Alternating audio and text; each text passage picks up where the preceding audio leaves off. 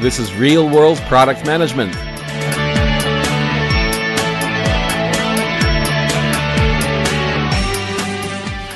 Hello, everybody. This is the second episode of a Product Management Podcast. We already have first guest with me on this podcast, Irina. Irina, please introduce yourself. Hi, everyone. My name is Irina Miranos, and today, together with Vlad, we are going to go through a number of questions that we've got in regards to product management, and hopefully that this will be something interesting not only for people in our company, but also for the outside world. Thank you. Right. So first episode, I re-recorded the webinar that I did inside our company. I removed some of the proprietary notes and made it more generic. Still, we believe that questions that people were asking during that webinar would be interesting to everyone. And as an extra, we've produced a bit that is specific to our company, and those people who work for our company will be able to hear it at the end of this episode. So let's start rolling. First question that we have is, how have you measured success of the product? What is the ROI of the product for the client? And again, I'm going to answer some of these questions specific to the product that I described in the previous episode. I'll go more generic, and then Irina will add her own thoughts that are derived from her own vast experience of product management. So generally for us, the ROI is one of the most important metrics of the product success, and so is customer satisfaction. For data heavy, for example, for B2C products, you can capture pure data like signups, visits, funnels through the website, heat maps, and so on, and collect sufficient amount of data to be able to say whether the product is successful or not. Generally, measure the adoption. For B2B products, it usually is not that easy, especially in the early stages when you don't have all the customers. You don't even have all the customers exposed to the product. You're releasing it to a very specific cohort of customers just to see if it satisfies the need, if it answers a specific need of a customer. And in the case of this particular product, most of the data we're collecting was qualitative rather than quantitative, which means we asked customers, do you like it? Does it solve your problem? Do you need something to be fixed? Do you want additional features? How well does it work for you? Those kind of things. So we did not have a specific ROI attached to it. We did not have any specific KPIs attached to it. It was just a generic yes, no, how well does it work? On top of that, this particular product that I was describing in the previous episode relied on specific business process steps to be done in a very specific way. One of the benefits of exposing customers to this product or having these customers adopting this particular product is that their realization that those business process steps were not done correctly, and certain specific data required for the product was not even collected to begin with. So it wasn't a product KPI, but it was a way to validate if the current business process is correct. Once they saw it's not, they had to make changes in their own business processes first, or change things within the organization before they can even start using the product. Irina, I know you have your own thoughts on this, so by all means, jump in. Sure. So let me start by saying that B2B and B2C world, those are quite different things. And in B2B world, you basically get a much longer period of adoption for a particular product. And it's not always easy to calculate ROI right out there since day one once you implemented the product. So with that, we often see that we measure in success of the product not only by revenue, not only by finance numbers, but we also doing that by measuring some quantitative metrics, as you Vlad mentioned. And with that, we often looking for some kind of the adoption metrics and adoption in the wide meaning, because again, it can be measured in all the different ways. You can go from just a basic understanding of the usage on daily, weekly, monthly basis, whatever it is, versus you can go through any kind of the metrics that would indicate that people switch from the older systems to other systems that are covering pretty much the same need and the same pain for user to your brand new product. So with that, again, you're measuring adoption, and that gives you good insights into how popular your product is within the organization. Another metric that can be applied here is any kind of their optimization that is happening on the process side. So anything that you would see in the increased speed of processing a particular request, for example, or anywhere where you can minimize resources needed to process certain aspects of the business, that would give you good insights into what your product improved as well. And again, this is something that's straightforward and much easier to measure starting week 1 or month 1 of your product implementation comparing to finance numbers and financial aspects. That's something that would come later in B2B world. Cool. Thank you very much, Irina. Thank you. All right, let's move on. Next, there are 2 questions that we received. They're very similar in nature, so I combined them both. One was for a full-time frame from start to finish of the program, and the other one was, how did your project last? When did you get your first real client in production? So first thing, and I want to hand it over to Irina here real quick. I want to make sure we understand the difference between projects, programs, and product development, because those 2 are completely different things. May be related on some level, but in a true sense of the word, they're not. And Irina, please chime in here on this topic. Sure. So let me start by saying that within every product, you would see a project inside. You would never see a product that does not have a project. So there's always a project, but then what's the difference? Actually, a project would have certain criteria how you recognize one really simple and straightforward. So first of all, project has certain timeline in mind and milestones and dates to which this project is tied to.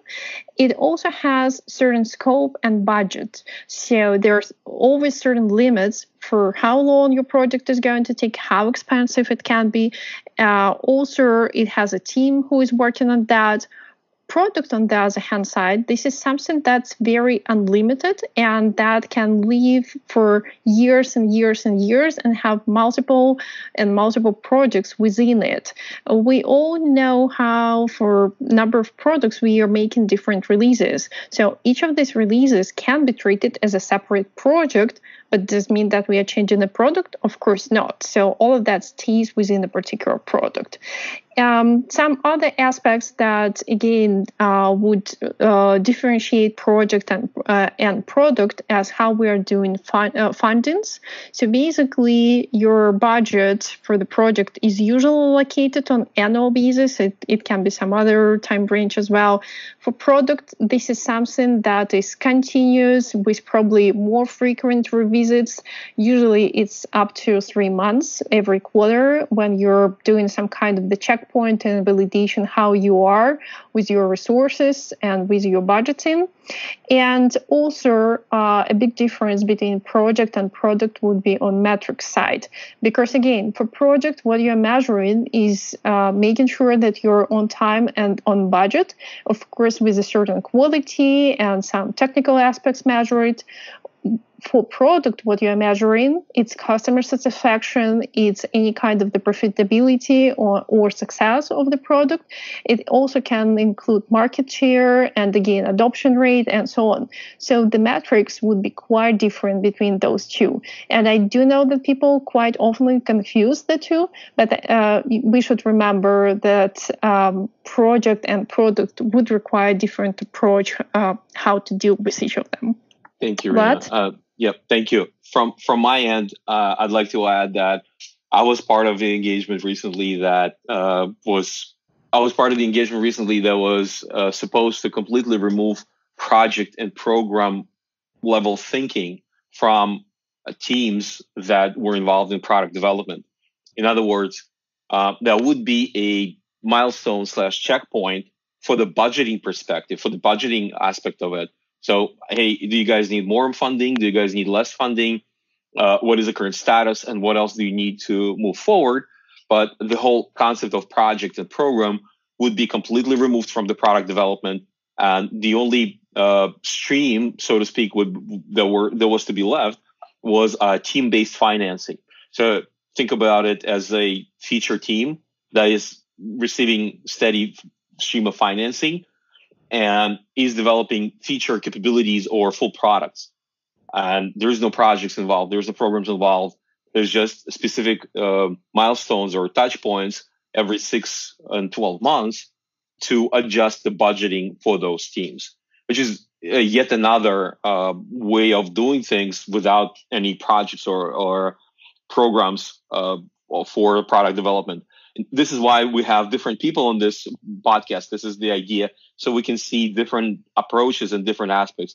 So, Irina, thank you very much for your perspective. I just want to add, since there was a question, how long did this development process last? And when did we get a first real client in production?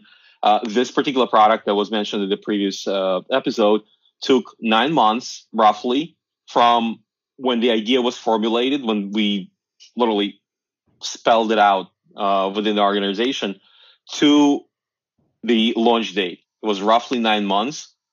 Within those 9 months, we were able to validate that the idea makes sense, it's sound, it's solid. We were able to develop several prototypes. We were able to engage with champion customers. So we had production customers even before product hit the MVP phase. So we can't really tell you, we can't really gauge how long it took for us to get a first real client, because we had real clients prior to MVP phase. Those were our champion customers that helped us shape the MVP, shape the product, and shape the product's roadmap. So hopefully that answers that question succinctly. And let's move forward.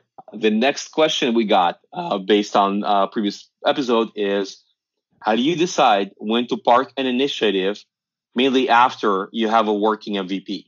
So this is a really easy question because the answer is obvious. When it stops giving, when it doesn't give a value, doesn't present the value, or it stops giving out the value.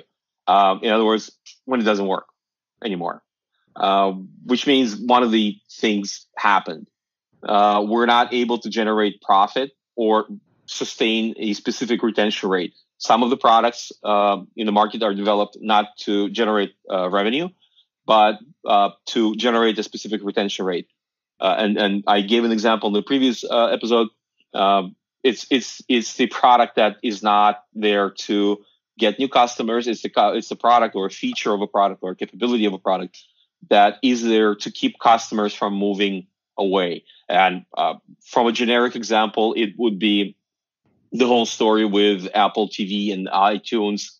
Yes, you may change.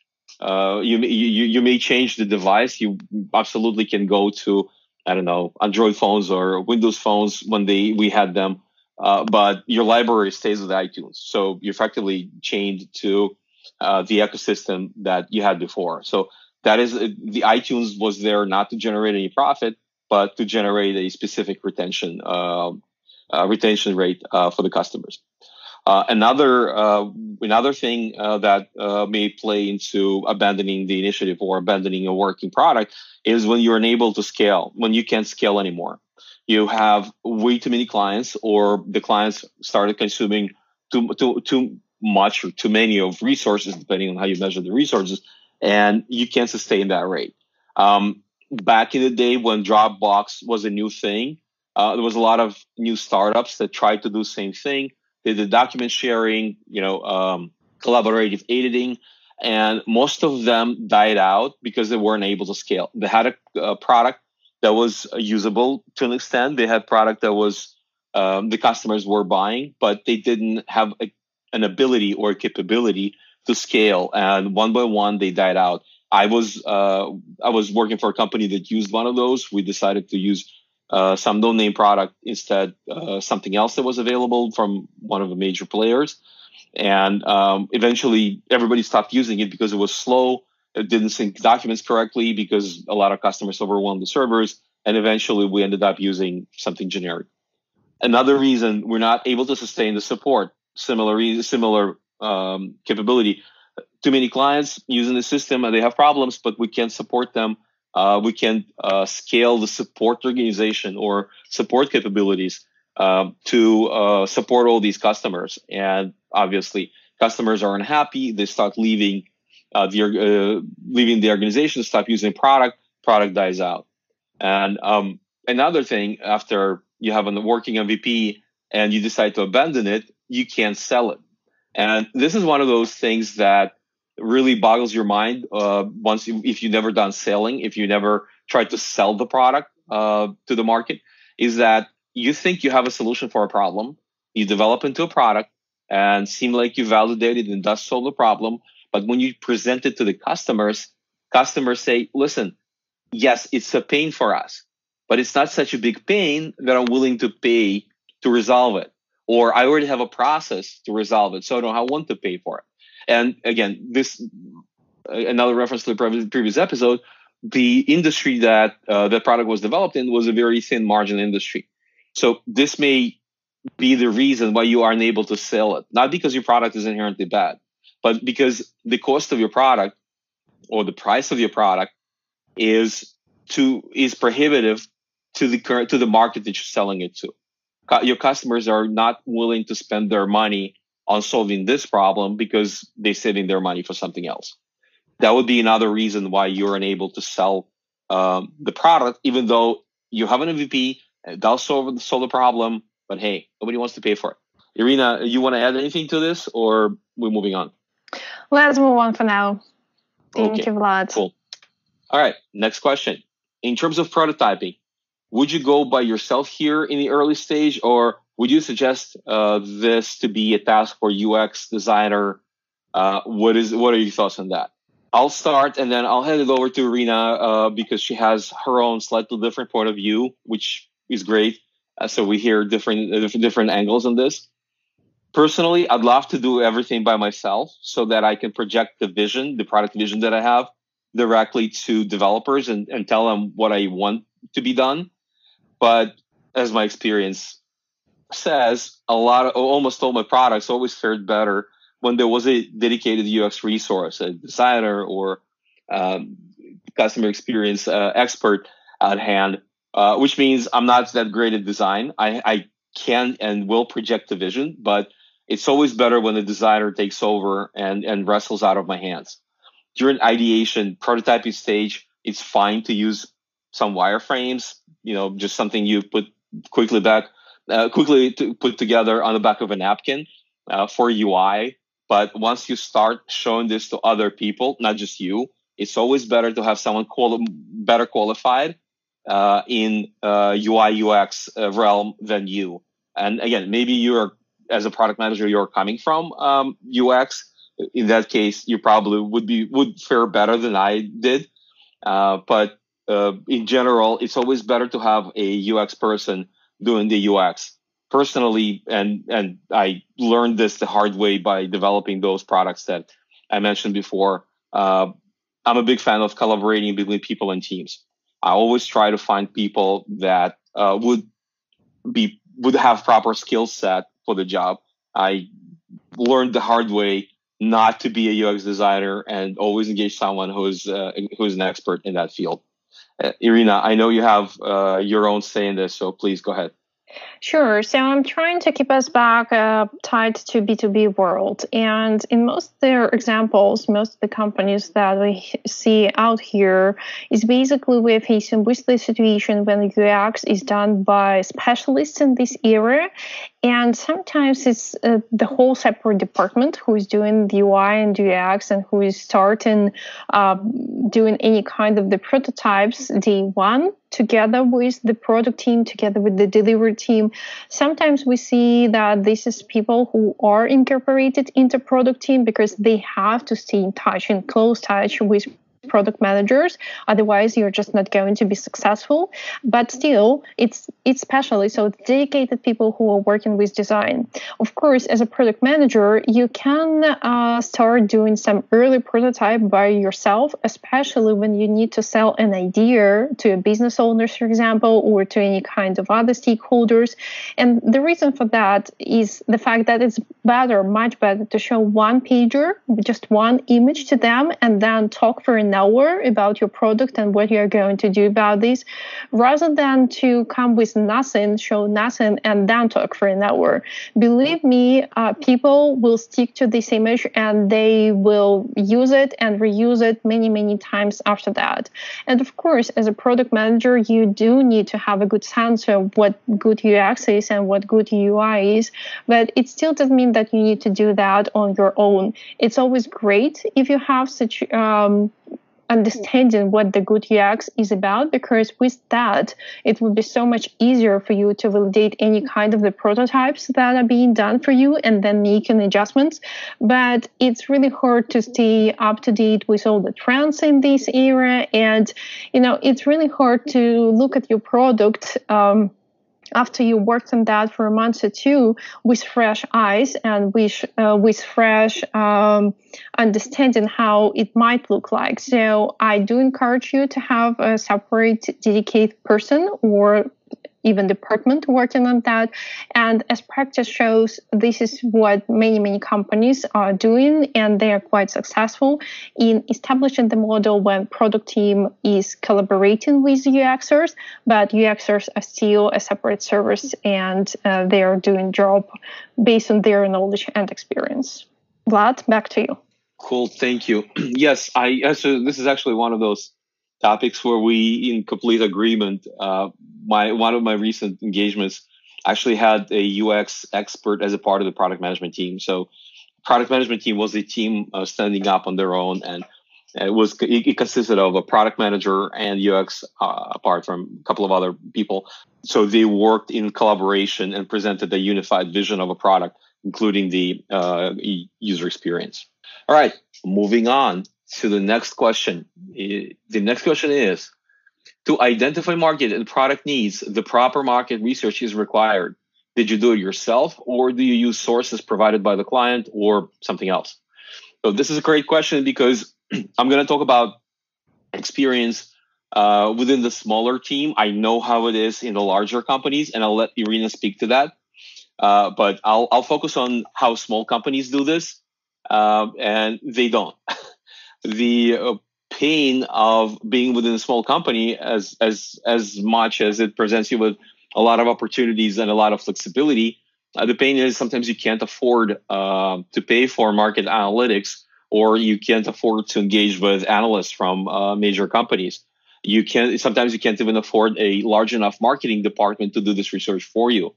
So what happened to me in this previous engagement, this specific vertical that I was working at, I had to work with subject matter experts either within the organization or from customers, which is what I briefly talk about in the section of hire your customers. That was my marketing research. That was what I ended up doing, going to people who worked in this industry for a while, who either had their own businesses or used to have their own businesses, and they have a vast amount of experience with specific things. And that was the best that was available to me at the moment.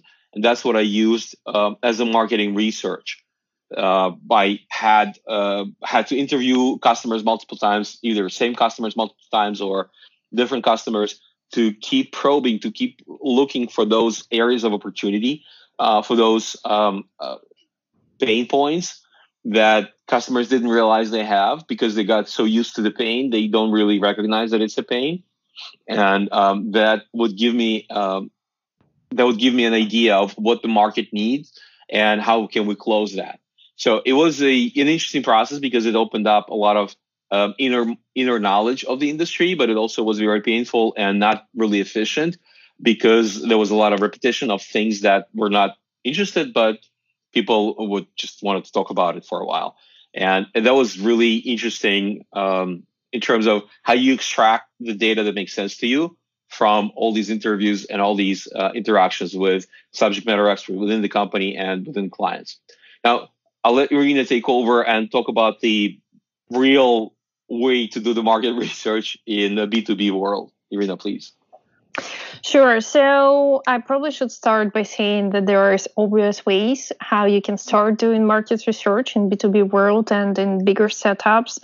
The right thing to do would be start looking at any kind of the analytics from Gartner, Forrester, or any other such kind of the organization that can give you a much clearer picture where you're going to be in a couple of years, what's the competition in this area. Also, you actually can use such reports to understand how you're doing on technology side and see and make sure that you're actually choosing the right technology for a solution, and where your competitors might be outdated in a couple of years just because, the stack that's in use by them is going to be obsolete by that time. But with that, realistically saying, when you're a product manager and when you're in the market research stage, there are so many different activities that you would need to handle as a product manager. A part of doing the external market research, you also need to perform their internal research or collect the information that you already have within your company.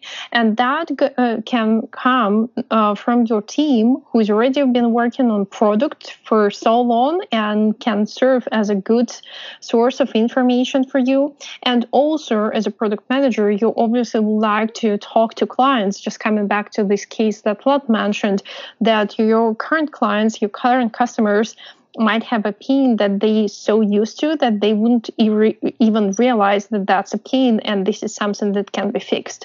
So collecting all such information might be really useful for you as a product manager to see how can you improve your future product or a new version of the product or just a new product. So with doing all of these internal or internally facing activities, you obviously will not have much time to get to go outside and to get access to this external market.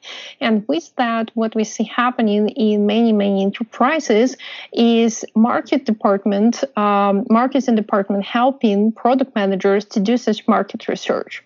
And that actually would benefit you as a product manager, not only in getting some free time for to make to work and make come through some other activities that you will have, but also that helps them to understand the market better. So later on in the game, when marketing department will need to form a marketing strategy and go to market strategy, they would already have much better insights into what the market is out there, what's the competition, what's their target audience, what's the market size, and so on. So collecting all this information upfront for you as a product manager would benefit this marketing department later on as well.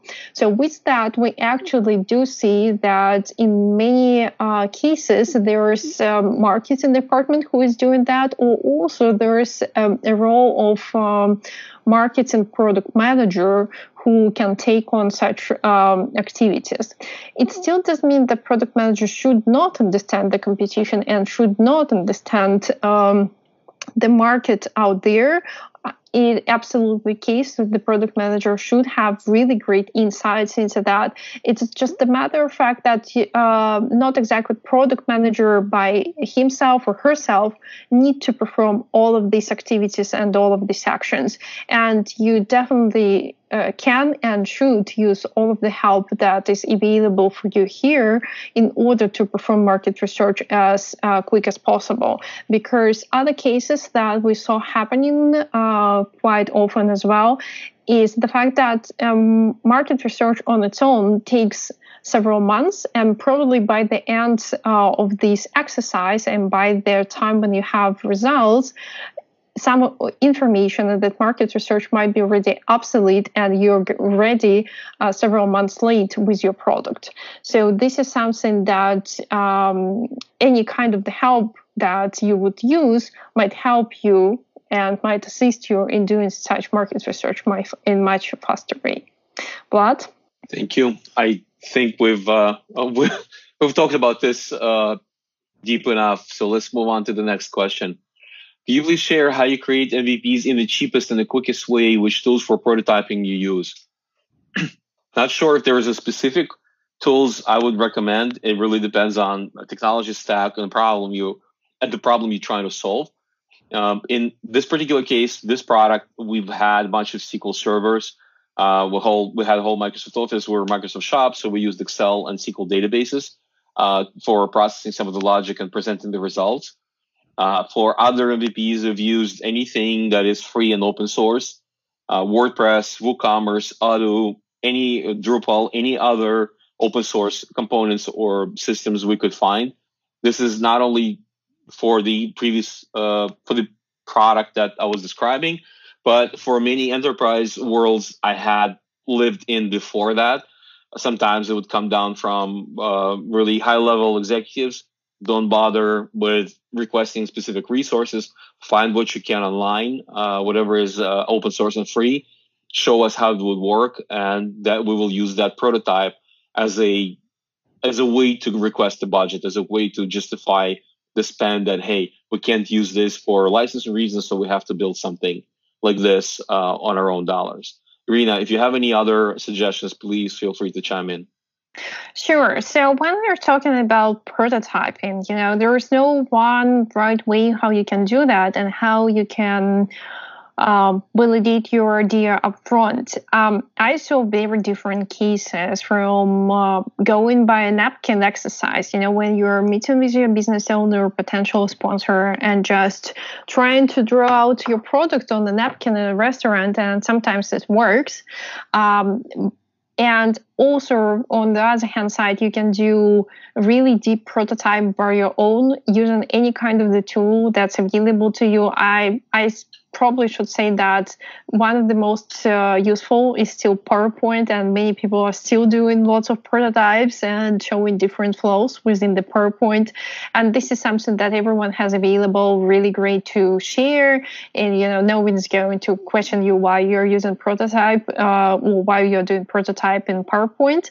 So, yeah, I do see that happening a lot. And sometimes it can have a level of complexity when you're getting up to several thousands of different elements on one page of the slide. So, it might be really deep worked through prototype, even though it's still PowerPoint. And of course, you can do that by your own. So basically, the only resource that it requires is your time and your energy. You're not spending much money on that, as you can tell. If you've got some budget, you can hire some of their UXers, some of the front-end developers, or some of the UI representatives and developers, and those people can help you to create a more realistic and clickable prototype. And this is always great when you can show not only some pictures how the product will look like, but also kind of show some kind of the flow, how the data will go between different screens and so on. And that's a very powerful tool as well. And to this level of details, it's always great to share any kind of insights like that or any kind of the early prototypes like that when you're attending any kind of the conferences or any kind of events where you can see your potential users and your potential clients. So when you have this level of details, it should be enough for them to understand what your product is about, how it's going to look like, how it's going to work. And this is a really powerful tool how you can get an earlier feedback about your product. Although I would be cautious to go into such wide audience with just black and white version done in PowerPoint, because with that you might cause even more confusion and many questions are being asked about your product. So when you're getting out there with the prototype, just be sure that it's self-explanatory and people can just click through that, understand this without any bigger instructions or excursion around different elements and functionality that you would expect to have within your product later on. So again, prototyping can be an easy and cheap thing, and you can spend as much money as you would spend later on the product by doing a very detailed and extensive prototype. But that's the matter of the question and of the KPIs that you would have. Sometimes it's worth spending money on doing number of detailed prototypes and then getting to the point when you have the right product to be built, rather than doing an early MVP of the product, spending some money there, and then figure out that this is not something that will work. So no one right way, no silver bullet. Play by the conditions and play by your budget. Vlad, back to you. Thank you, Irina. Thank you. This was great. Let's keep moving on. Next question again. Which tools do you use for metrics tracking? Before I answer this question, I just want to point out that it's great that we're focusing so much on tools, but in reality, most of the responsibilities of a product manager can be done with Excel or with pen and paper, as long as you have the right data in front of you. It's less about tools; it's more about what you use those tools for and what kind of information you're gathering. So for that particular product, we've used Good Excel with a list of clients, their feedback, answers, and issues they've experienced. Obviously, if you have a B2C product and you're collecting vast amounts of data, if it's a web application or if it's an app, you can use Google Analytics or any other tool to collect the data points.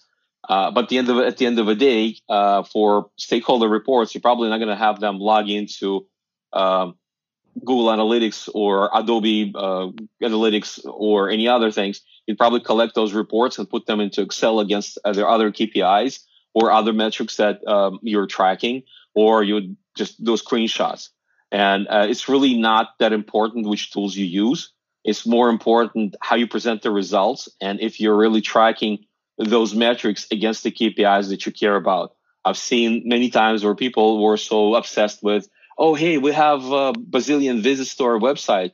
Guess what? 90% of it is either bouncing or it's bots. So you're not really getting the actual customers or people who are really interested in your product.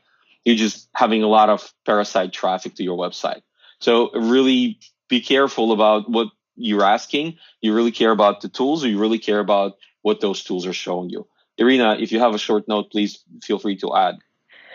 Yeah, so when we are talking about metrics, one of the important aspects over here is to remember that you're not measuring metrics just for the sake of measuring those. You're measuring them for the sake of other understanding if you're on the success path, if you're doing things right, or if not so much, then to convert them to certain actions. So what I would recommend to do here is not to be that much focused on the tool. Of course, we can mention some of them, but just not to market any particular tools and software. Probably wouldn't do that today, but rather emphasize the fact that you need to identify what are the key metrics for a product and measure those on constant basis, and make sure that you have a certain very limited set of metrics on which you're reporting. Remember that when you're reporting based on these metrics to your business owners, you shouldn't use tons of numbers. They will never read through them and they will never understand that. Stick to probably 3-5 metrics that you probably not even measuring directly, but something that you're calculating based on the metrics that you see in your product, and then start reporting on them on weekly, bi-weekly, monthly basis, whatever it feels right for a particular product.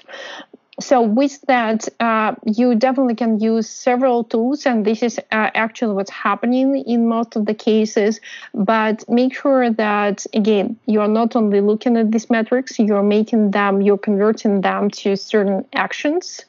You're trying to improve certain metrics. You have the key metrics as something that you constantly monitor, probably on daily basis.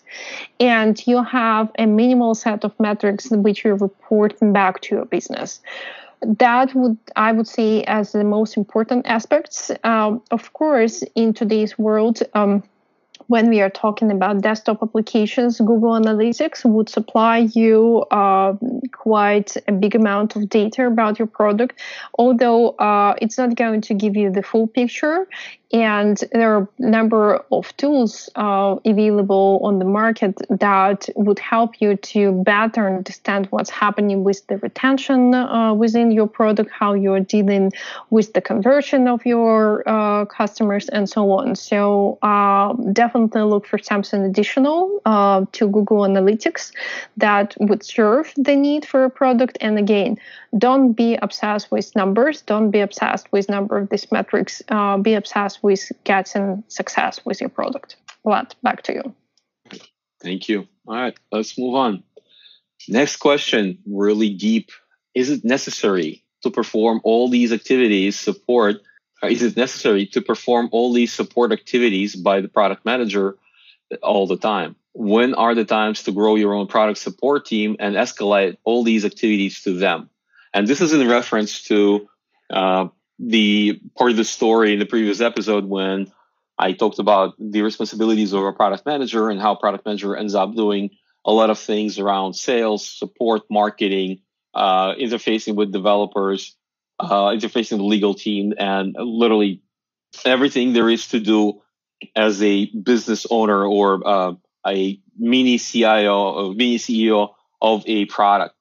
And my take on this in a small organization that I was a part of, you do end up doing all of that. And it's really amazing hands-on experience when you're responsible, literally responsible for all of that. You are responsible to reach out to legal counsel and draft a contract. You are responsible for either producing a sales and marketing collateral or having a very major stake and very major input on that down to individual items on that one pager or on that website. It's really amazing experience when you touch every single part of your product management responsibility scope. And it does give you a lot of new things to learn. Of course, nobody is born with that knowledge. So it does give you a great learning experience and introduces a lot of humility to being a product manager. But if I was to isolate at least one of the activities that I would absolutely recommend everyone would go through, it would be sales. I would absolutely encourage anyone who wants to be a product manager to sell at least one of their products, not just develop it and throw it at the market and see what sticks, but actually go and sell it. If you've never done this before, it would really blow your mind because it presents you with absolutely different perspective on things, absolutely different view on how your customers perceive your product, especially if you're coming from development, a BA, QA testing, any other IT environment, any other IT background. It absolutely, if you never own your own business, it will absolutely blow your mind. It's one of those experiences that you absolutely must have in order to be a successful product manager. I know Irina has a different take, which is why it's great to have different point of view. So Irina, why don't you talk about more of enterprise and more of a B2B environment and expectations for a product manager? In today's world, when you're applying to a position of product manager, there are certain expectations from you as a person who is going to serve such a role within the organization. That in most of their companies, you would see and ask that product manager should at least, or at minimum, serve as a subject matter expert about the product to all these departments like sales and marketing and support and content in the research department and so on. And with that, you need to interact with all of these departments on some regular basis, no matter what. So this is, I would say, the minimal ask that is out there. In most of the cases, though, it's not going to be just limited to be kind of the consultant about the product and serve as a subject matter expert, but to have a closer interaction with all of these departments. So with that, for support team, you usually, as a product manager, expected to provide any kind of the trainings and demos and any materials that would help them, and user materials I meant over here, that would help the support team to promote certain feature or share more information with the end users, how that functionality can be used or how how to use it right. And all of these trainings are done in various formats, but still, this is something that in most of the cases you're going to do pretty much per every big release when you're pushing out there some big functionality or some new big capability within your product. So again, at least trainings for support team. When we are talking about marketing, as we already mentioned earlier today, marketing department in most of the cases is helping you to do the market research. And with that, it would be really great for product manager to be involved into such activities. It's not only for the sake of extra help that you're providing there, but also for the sake of product manager to better understand the market, and with that, to be able to interact with the end users and with the customers that are available on the market to better understand the target audience, to better understand what are the pain points that all of these people have. And later on, that knowledge really helps you to prioritize certain capabilities within your product right, and then probably would help you to do the positioning right as well when you're talking to your business, because positioning for the external market, again, would be most probably be done by the marketing department. So again, by involving into any kind of marketing activities, you have much better understanding of your end users, their pain points, and their needs. And another area and another department that most probably you're going to be tied with is sales. So for sales, these guys tend to ask you to sit in sales pitches. It doesn't mean that product manager should conduct such sales pitches by himself or herself.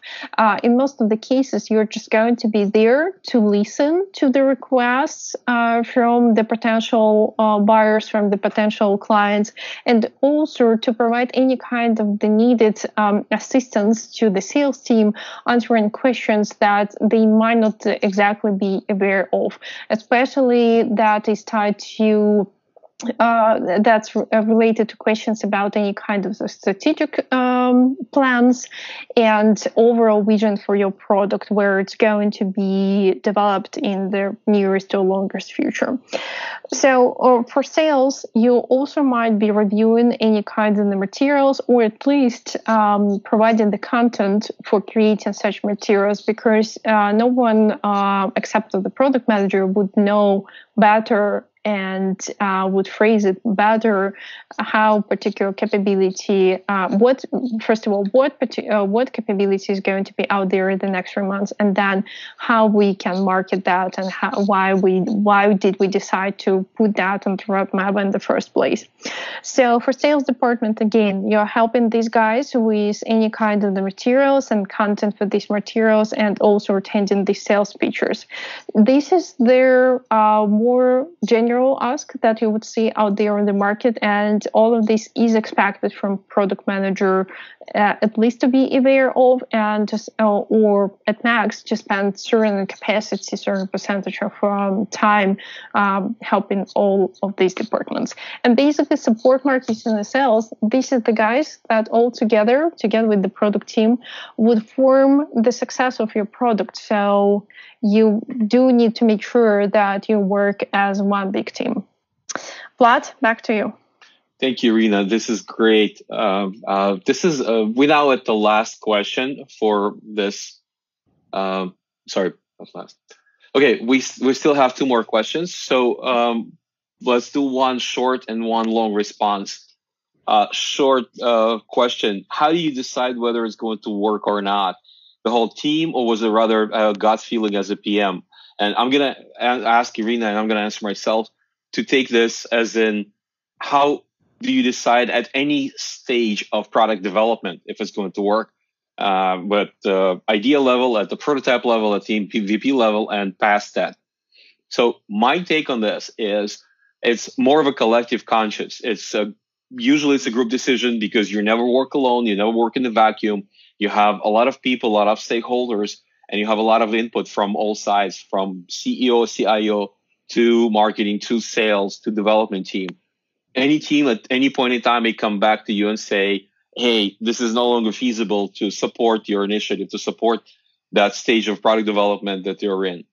Eventually, you may develop a gut feeling. If you read internets, if you listen to other product managers, there is a thing that's called product manager's gut feeling or product manager gut. It is a thing people get to feel that it's time to stop, or they get to feel that it's a good idea. But you really need to assess the 360 on the situation. You really need to understand every stakeholder's vision, whether it's sustainable to continue, whether this idea, whether this prototype, whether this MVP, or whether this product has reached the end of life and it needs to be phased out or needs to be canceled. It almost never, in my experience, it has been never just a single person's endeavor. It was always a collective feeling or a collective decision. Sometimes it was together with a customer, sometimes it was within the company, but it was always an input from subject matter experts that triggered certain decisions. Irina, if you have anything else, please add. Yeah, so this gut feeling, this is something that many people used to have when you're developing a product. These days, good product manager is a data-driven product manager, and the responsibility of the good product manager is to collect enough data to actually remove this gut feeling to a certain point and make certain decision an obvious thing. So with all the data that you have in hands, no one is going to question your decision, and that would make you a unique and a great product manager in today's world. So basically, you need to be data-driven. This gut feeling, this is something that you definitely will get once you're getting more experience, but it takes years. And with data, you never can be wrong. So my advice to you, be data-driven as much as possible. And of course, it's going to be completely different data depending on the stage of the life cycle stage of your product, and when you're just doing prototype or when you're already monitoring a product that's out there. It's going to be different data points that you need to monitor and collect, but try to make it happen, and then everyone will realize that there is no good or bad. There is just the obvious thing that you need to do. Vlad, back to you. Thank you. Okay, this is the last question, and it probably will be one of the long answers, but let's bear with us. For what period do you build a roadmap?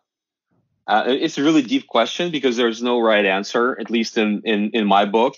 Ideally, you build a roadmap, not the roadmap, for a period of up to 12 months. And again, in my book, you can only build a detailed roadmap this early in the game. And again, we're talking about from inception to MVP, and the first just first stages, first months of introducing product to the market.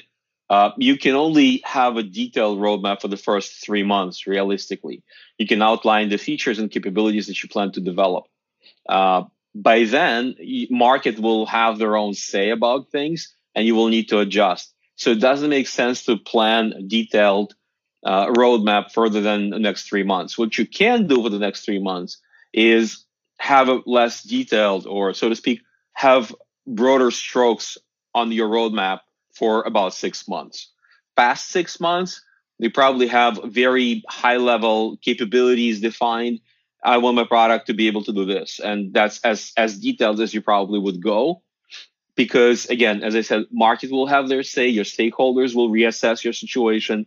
A lot of things may change in 6 months. So it probably doesn't make sense to spend that much time and effort on detailed planning, because no plan ever survived contact with reality.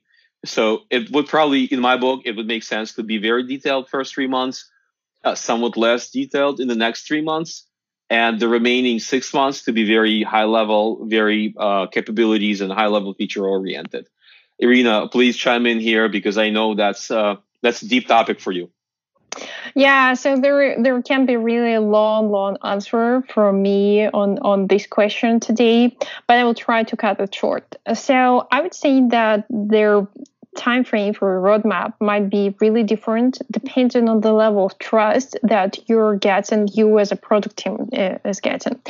When you would like to have a little bit more certainty, and when you have your business and your sponsors making sure that you're always doing great and you're doing the right thing, they might be okay with you having only roadmap for 3 months, where you have more concrete things, you have clear priorities, and then you're revisiting that on, for example, monthly basis.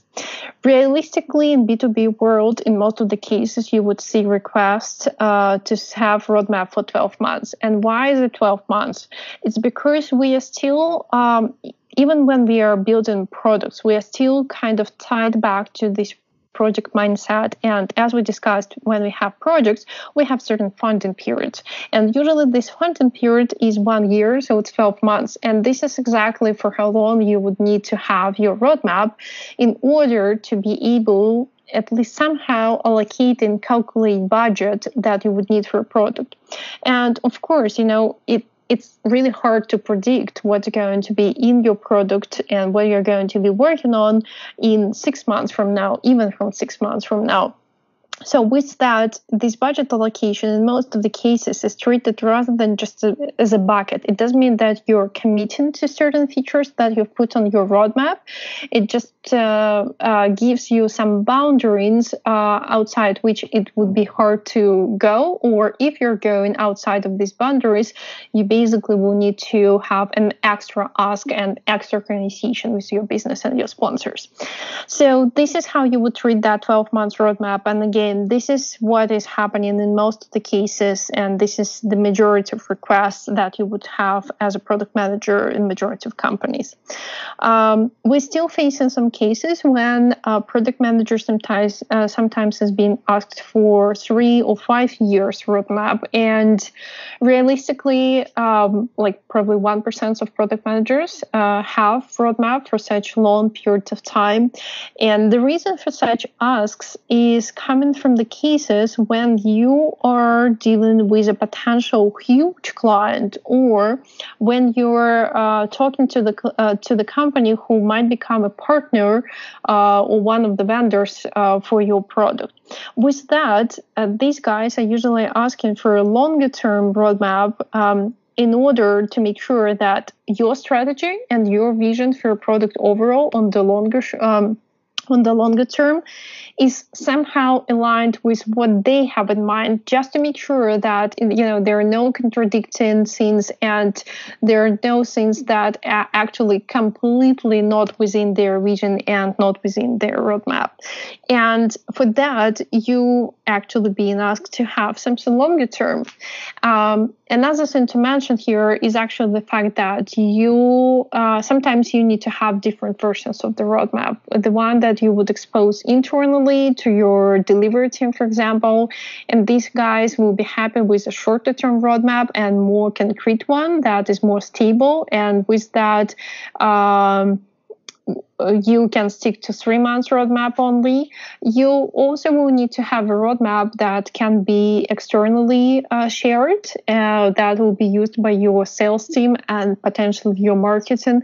And that can be something more concrete, but still not treated as a commitment. And everything that you put in there, you would like to make sure that, again, it's more or less stable, so it can be from 6 to 9 to 12 months in some of the cases. And then there should be a vision, there should be a strategy, there should be a roadmap that you are sharing with your business owners and your sponsors. And of course, for these guys, you kind of would like to show a longer term strategy, because you don't want to come to these guys and say, here what we're going to do in the next 3 months, and then we don't know, we have no idea. You absolutely would like to convince them that you are in absolute control of the situation, and with that, you know what you're going to be doing, or at least you know where you're going to be looking, which strategy you're going to be taking in a year from now. So from that perspective, you need to have this internally used roadmap for a longer period of time. I saw cases when we were creating roadmaps for 3 and 5 years. I would say that, again, it's hard to do. Most of us don't do that. Most of us don't have such roadmaps. But when such requests are coming, be prepared that this is a good way of showing yourself as a strategic thinker, which is actually a good skill for product managers. Vlad, back to you. Thank you, Irina. I just wanted to add one note on the topic when you said the longer term roadmaps are used to align with strategic partners. In many cases that I've seen, longer term roadmaps are used as a bargaining chip, or your customers actually will have a chance to adjust your roadmap, your longer term roadmap, based on their priorities, or adjust their roadmaps based on your priorities. If you're one of the strategic partners and your product is adopted as an enterprise platform for a large enough company, they will have something to say about your priorities and things in your roadmap. At the same time, they will use it to prioritize their internal development effort. And I've seen this happen more than once. Look at the partner's roadmap. Hey, this capability comes up Q2 next year. So by that time, we need to develop something that will use that capability internally. So if you guys are standing by that promise, then we'll plan certain activities around that. So it's not just don't treat this as a read-only item. Don't treat this as your own thing. There will be cases, definitely 100%. There will be cases where other companies will depend on it. The companies will try to convince you to change things around, or will use it as their own internal guide on how to do things inside their own organizations. And of course, you can always, trade things back and forth. Hey, we're going to move these things around, but promise us you're not going to ask us to do this thing, and so on. So that wraps up our episode. That wraps up all the questions we had. Thank you very much, Irina, for being here on the podcast. Thank you, Vlad, for inviting me and having me over. Oh, it's absolutely a pleasure. And I can promise you this is not the last time you're here. Thanks, everybody, for listening. If you have any questions, please email them to me at askvlad@vgrubman.com. That's the dedicated email address that you can send the questions for this podcast. And if you have any questions to our speakers, in this case, it's Irina, send an email to this address, and I'll absolutely share all the notes and all the feedback and all the questions with her, and hopefully we'll have her back next time to answer those questions. Again, the email is askvlad@vgrubman.com. Thank you very much. It's been a pleasure, and let's hope we hear each other again. Thank you, and bye now. You've been listening to The Real World Product Management, and I've been your host, Vlad Grubman. Until the next time.